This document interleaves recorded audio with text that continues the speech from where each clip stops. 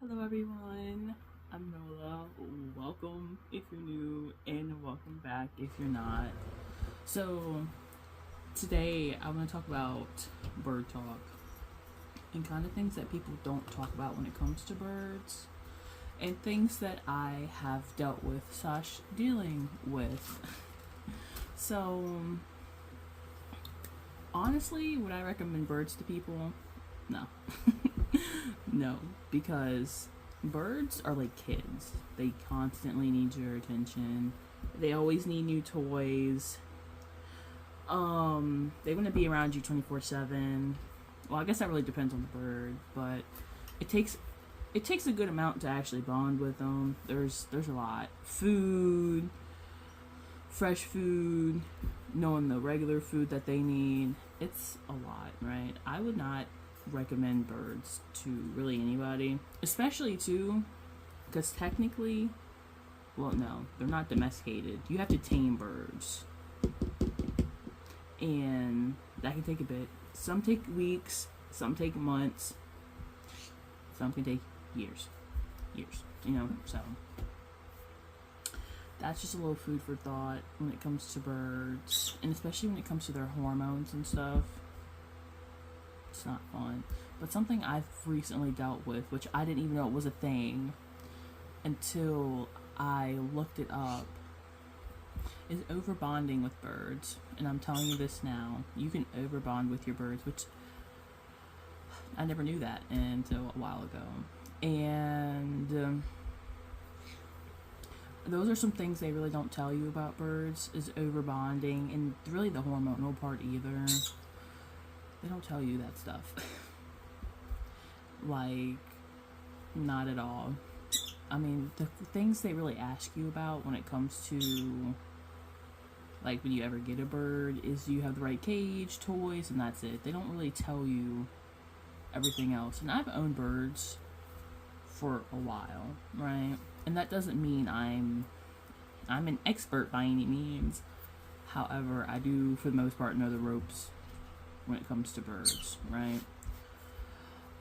But yeah, never over bonding.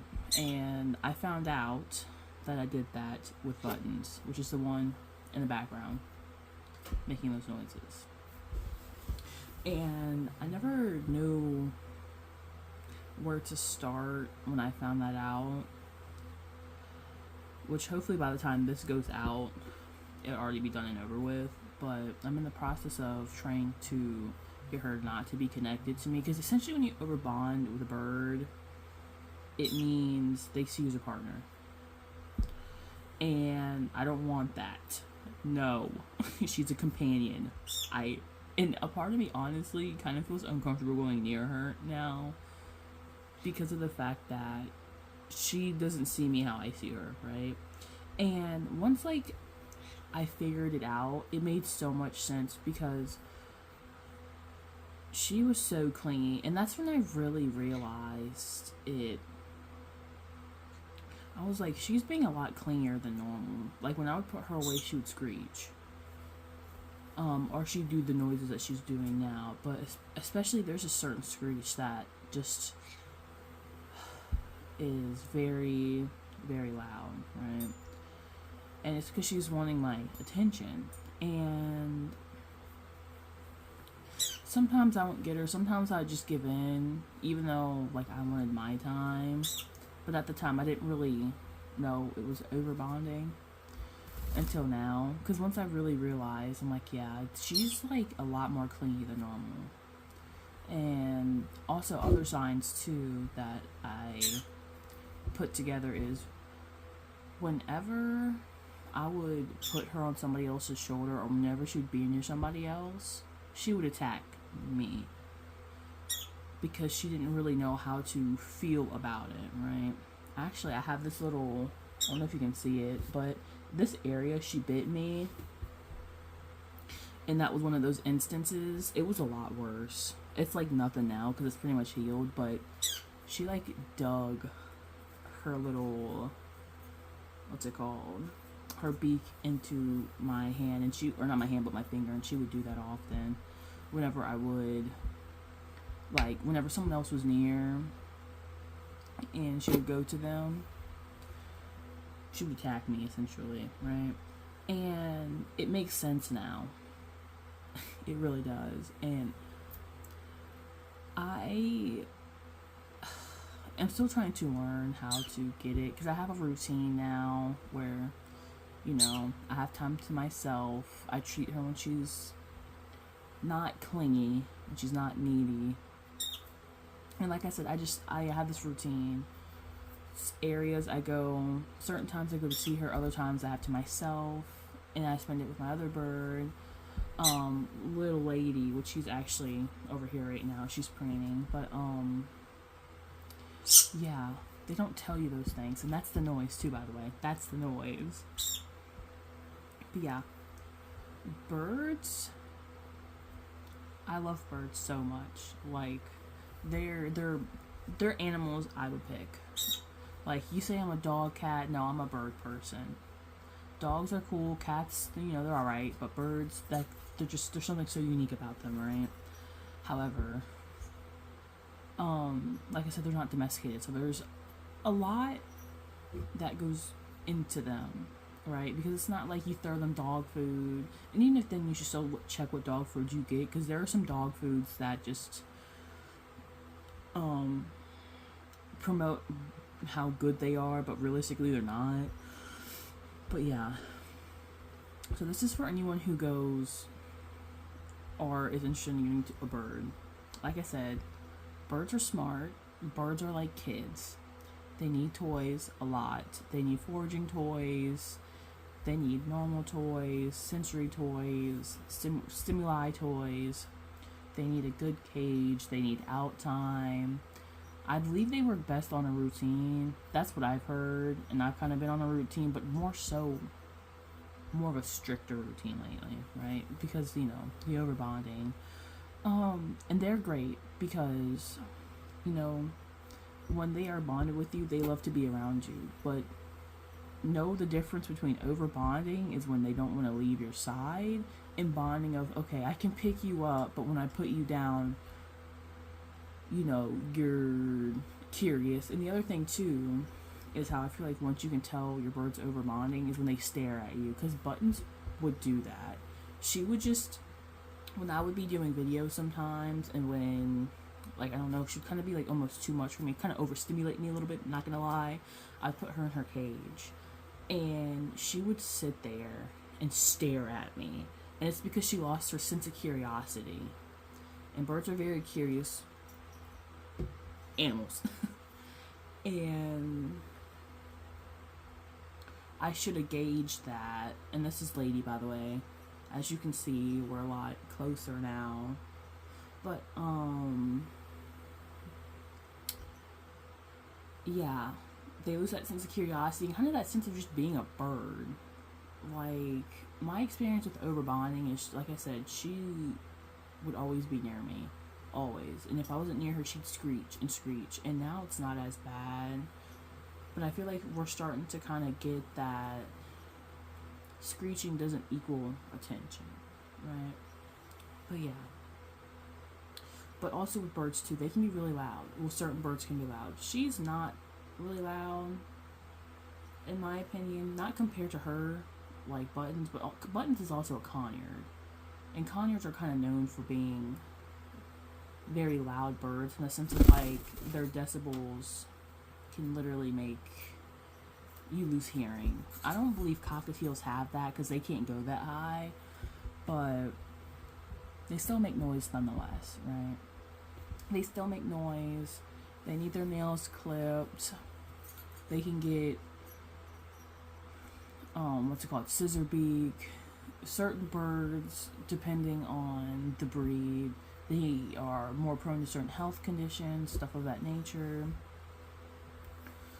And they, like I said, I love birds. I wouldn't have them if I didn't. But there's a lot that goes into a bird that I feel like people don't really know.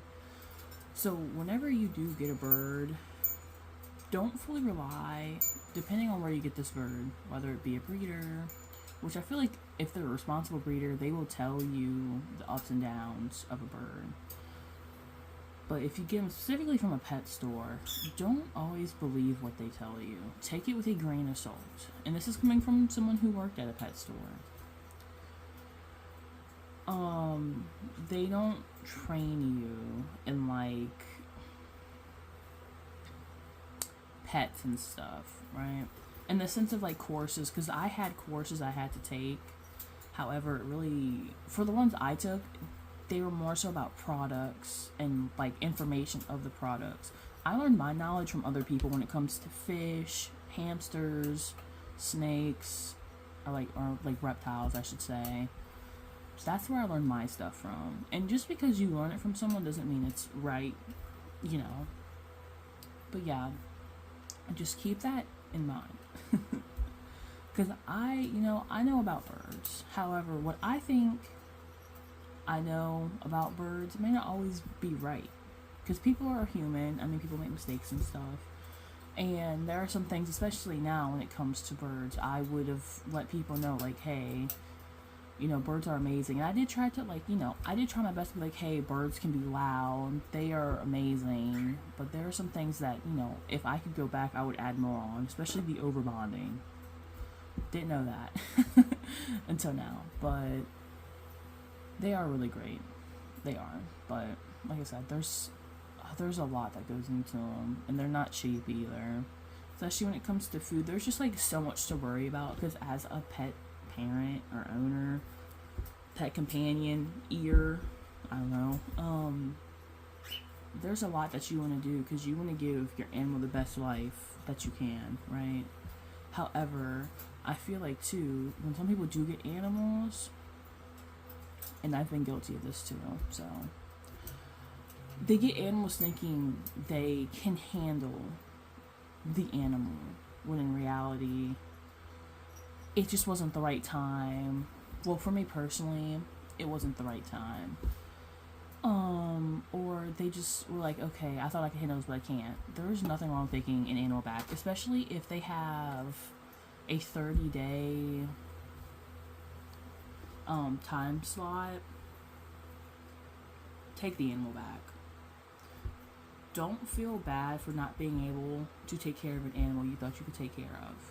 People are a lot more happy when others take that step and are like, okay, I can't care for this animal how I want to care for it, or I just can't handle this animal, so I'm giving it back. That's why we have the 30-day returns. Or not we, but companies who have animals, for the most part. The ones I go to do. But for me personally, my experience, I got a bird, and I got this bird too soon because I just got Buttons around this time. I've had her for a few months. But then I got this other bird. Because I like this bird. I love this bird so much. So cute. But I was afraid. I was almost afraid of taking the bird back because I didn't want people to think different of me. However, I should have taken the bird back. 100% should have taken the bird back. However, that bird is now rehomed and in a great home. Though, I learned from that for one, just because it may feel right doesn't mean it is right. Or at least not the right time. And for two,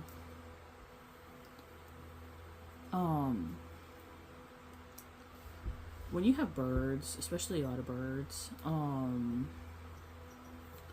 like I said, they're very attention needy, and I did not have the attention without giving, I had to stretch myself out.